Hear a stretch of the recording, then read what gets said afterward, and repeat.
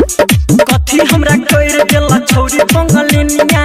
भरत निक नहीं लागे खाना पनिया कथी हमरा कइर देला छौरी बंगलिनिया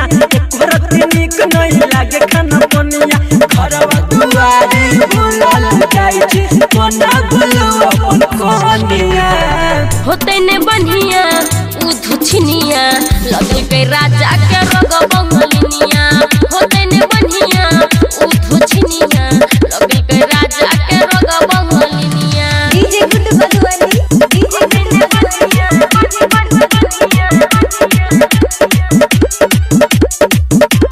होते ने बनिया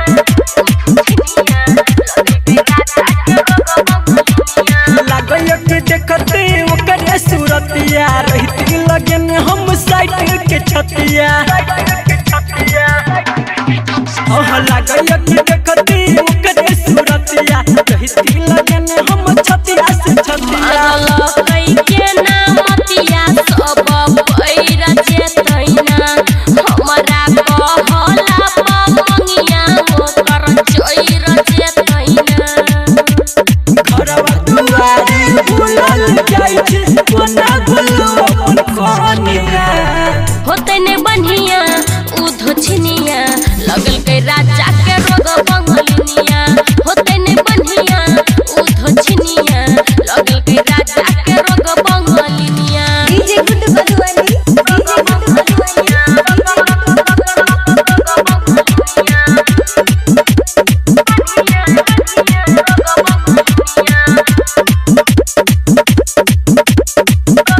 ओकरे वियोग में काटै ने रतिया देह सुखय जन काटल गछिया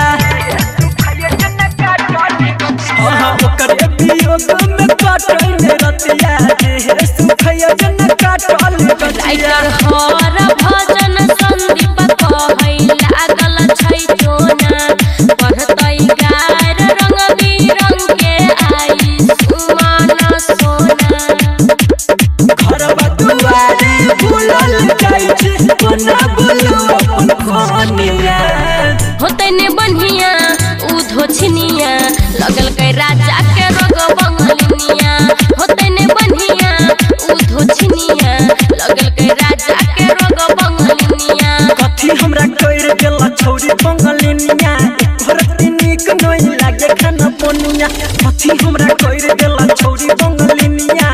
भरत निक नहीं लागे खाना पनिया घरवा दुआरी बुलाल जाई छी कोना गुलु अपन कोनिया